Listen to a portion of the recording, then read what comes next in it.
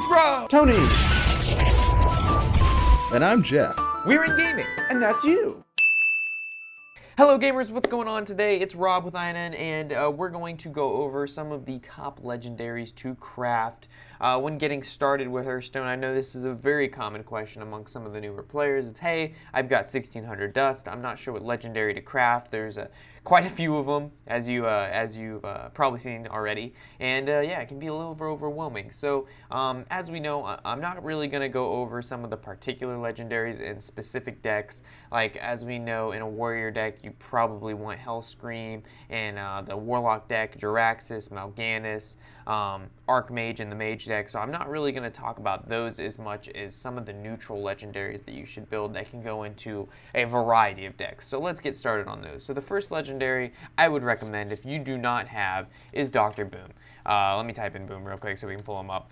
He is a 7/7 for 7 that summons 2 1/1 Boom bots when he comes out. So automatically you're getting 3 creatures out of a 7-drop who's already a 7/7. I mean, I shouldn't really have to tell you why this guy is so good. You've probably seen him played in so many decks. He really fits in everywhere. And the bots, they can do up to 1 to 4 damage to a random creature or character on the field. So of course, your opponent's not including you. That'd be kind of silly. And they're considered mechs. So if you've got maybe a warrior card that buffs mechs, or you're playing the shaman and your weapon dies, it gives your mech 2/2. It will use that on the boom bots. So as of now, this guy's probably one of the top legendaries, if not the top legendary right now. Everybody talking about him getting a nerf. I don't see it happening, but hey, this is definitely a great one to have. Next one I recommend is definitely Sylvanas. Let's just call her the Windrunner. I'm sick. I can't pronounce shit. Everything is coming out wrong, so we'll just call her the Windrunner. She's a 6-drop for 5/5, and her death rattle is take control of a random enemy minion. So her stats may not seem like she's worth the 6/6. I mean, one more drop and you have Dr. Boom, right? But if they silence her, they already wasted a card to silence her, and they're going to have to waste more creatures killing her. And if they don't silence her, I mean, she's great whether you play her in response to a big minion, or you're playing her in a pre-attempt to a big minion, or you're just going to play her and you're going to have to make your opponent make awkward trade-offs to kill her. So, I mean, she's probably, again, one of the top legendaries that you definitely need to invest into making. You can play her in control, you can play her in mid game. You don't really see her in rush decks at all, but again, that's a rush deck. She's more control-esque, so I mean, she's good in a lot of other decks besides rush. It's not just pinned down on her.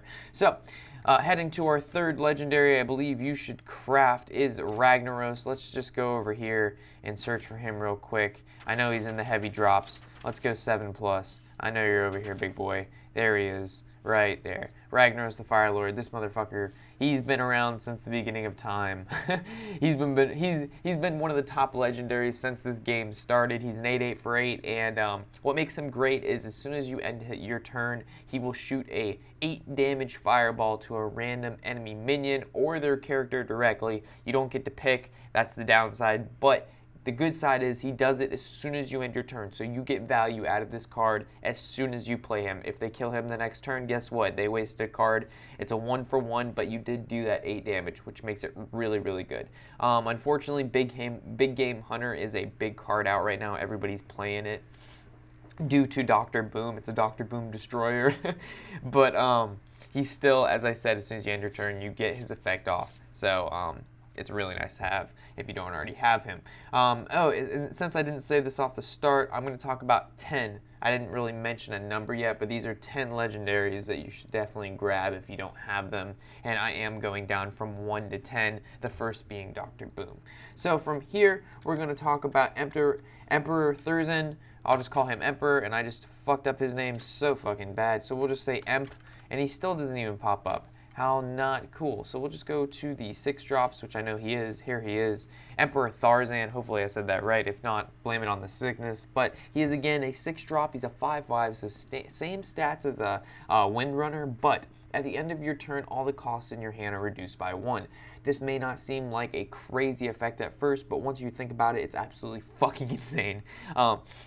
This guy goes really well with a ramp druid deck. Alex draws a mage deck. He goes well with the Grim Patron deck, the Warrior. A number of decks you'll find this guy in. Even in some off-shot meta decks, you'll see him in. Really solid card. You get this guy through the Blackrock Mountain expansion that just got released not too long ago. So he's not even, it doesn't take dust to get him. It just takes you, I think it is 20 bucks or 700 coin per wing, so I'm not really sure the price is there, but I know it costs around 20 bucks to get the entire black wing, and this is one of the guys you get with it. Definitely a good card to pick up if you're looking to play some specific decks, like I said, Ram Druid, Alexstrasza Mage, Grim Patron. There's a number of them. You'll have to look up those deck guides. So heading from some of these guys that you get from the expansions to what is wrong with my typing? How is this? How do you not find anything from Jones? I know it's not Harrison Ford. Hair. How does nothing get searched when you type in hair? Oh, because I'm still under 6 drops. Ha, silly me. Okay, so we got Harrison Jones here. I always want to call him Harrison Ford, but I know it's Jones. He's the 5 drop for 5/4. Again, his stats aren't what makes him great. What makes him great is his battle cry, and that says, I destroy your opponent's weapon, and I draw as many cards as its durability. It's very effective against Paladin, Warrior, Rogue, Hunter, and sometimes Shaman and Warlock. You may be like, Warlock, what the hell, they don't have weapons? But Lord Draxus, that motherfucker puts out a 3/7 weapon. Let me tell you, if you play this guy, you're drawing yourself at least 6 to 7 cards, and that's game changing. I mean, that's an insane amount of draw, and even if you play it on a weapon that only has 1 or 2 durability, it still gets rid of their weapon, and you still draw from it, and you get a creature out. So, I mean, he's definitely a great card in this current meta due to the high popularity of Warrior and Paladin going on right now, and especially Hunter. That's definitely a deck you can use it against the Eaglehorn Bow, and you'll find it very effective, and it's quite annoying to the other player. So, this guy, Harrison Jones, is a brother I like to call, is the Black Knight. This guy right here destroys an enemy minion with taunt, and he's a 6 for 4/5, so he does cost 1 more. His stats are switched. Instead of 5/4, he's 4/5. And depending on who you're playing, if you're playing a lot of taunts and you don't seem to be playing a lot of players with weapons, you can these two, Harrison Jones and the Black Knight, are interchangeable. So the Black Knight has definitely found its way into our top list. You see everybody playing Sledge Belcher. If a Druid ends up playing that 8/8 with Taunt, they play Shield Master. It doesn't matter what they play. They give a creature Taunt, like some of the spells in the spells in this game. You automatically are able to kill that, even if it has Divine Shield. So remember, you don't have to get Divine Shield away. Play Black Knight. He says, I don't give a fuck if it has. I don't give a fuck if it has a shield. It gets rid of it right off the bat. So. Again, these are some of the top legendaries. That's why they're so good, and you definitely need to invest into them. I don't know how many times I've said that or stressed it, but these are definitely some of the cards you should look into. And I'm sorry again if I sound weird, funny, if I'm mispronouncing words, or if I'm just slurring. I'm sick, and I'm trying to get better. I'm working on it, guys, but I'm still pumping out content for you. So again, we're going to head down to another legendary. I'm not sure what number this is. Here, let me count real fast. This is number 7, I believe, and he's Lotheb. This guy is very situational, but even in off situations, he's good. So he's a 5/5 for 5, and he says enemy minions cost 5 more next turn. So depending on when you play him, if your opponent does have spells, they can't. I mean, 5 more. If it's a 1-drop and it's turn 6, they can still play it. But I mean, most of the time they're unable to play this if you play it around 5 or turn 5 to 6. It makes it really hard for them to cast spells, which is very effective against, let's say you're going against the mage deck, the Alexstrasza. So as soon as you know Alexstrasza comes out, he's going to be busting out a ton of spells next turn. You drop this bad boy, it totally shuts him down, and hopefully you can grab the win that round. Again, if you're playing a ramp druid and you know he hasn't used his coin yet and it's heading on to turn 7, you better believe he's going to play the coin soon, so you can drop this guy, kind of mess up that druid's tempo, and catch him off guard for sure, and be like, whoa, how did you know when to play Lotheb at such a crucial time? And this is a card you definitely need to pay attention to and use it when you know you're going to get the most benefit out of it, because again, a 5/5 isn't. Their stats are still really good, but I mean, you play him for that ability. That battle cry is what makes Lotheb so powerful. All right, from here we're gonna go to Ysera. She used to be played a lot more, now not so much because of just the fact it takes so long for her to come out. Turn 9, super late card game, and along with that, her effect really does, it's not game changing at first. You get an extra card at the end of your turn, and it's a dream card, and I believe there's between 4 or 5 of these cards that it randomly gives you. They're not game-changing cards, but their abilities are really, really nice, and they're free. So, I mean, if you have Ysera out on the field a couple turns, let me tell you that the extra card really helps you out, because one of the cards is a 4/7, it's a 4-drop 7/6 creature. Another one's I believe a 3-drop 3/5, can't be targeted by spells. Another one's deal 5 damage to everybody but Ysera, and I believe the other one's return target enemy, return target creature to owner's hand, which can be, I believe, any creature on the field. So I mean, her cards that she gives you really, really nice, can definitely give you card advantage. But the only problem is, like I said, it's very, very slow, and it's mostly used in control decks. So. Oh, just another note, BRM, Black Rock Mountain, gave rise to the dragons, so maybe we'll see Ysera being used a little bit more in the future.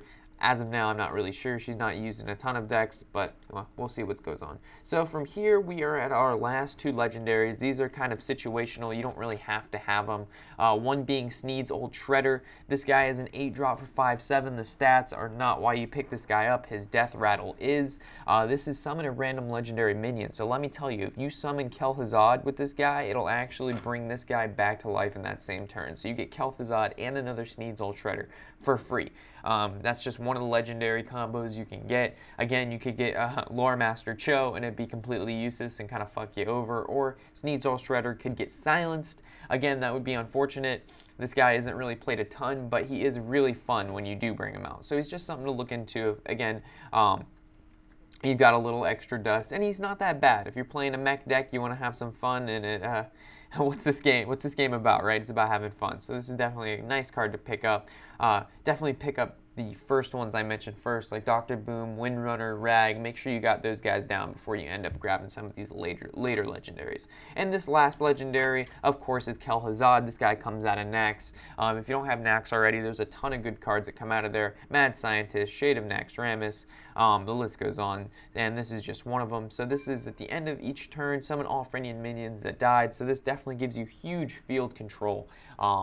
Off the bat, you play this guy, you already have 3 creatures on the field, you do some trade-offs. If one of those is a Shredder, or not Shredder, but one of the 4-drop 4/3, it is called Piloted Shredder, you'll end up bringing him back and the creature you got from him from dying in the first place. So definitely good guy to play. He's not played as much anymore because there are better cards, as I've mentioned before, Dr. Boom, Windrunner, Rag, Emperor, Harrison Jones.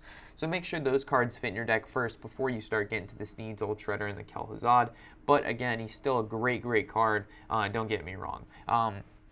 These are I believe I mentioned 11, but hey, we'll just say top 10 legendaries that you should definitely keep your eye on and craft, with the top, like I would say, 1 to 6 being hands down legendaries you need to craft if you're going to start playing in competitive play.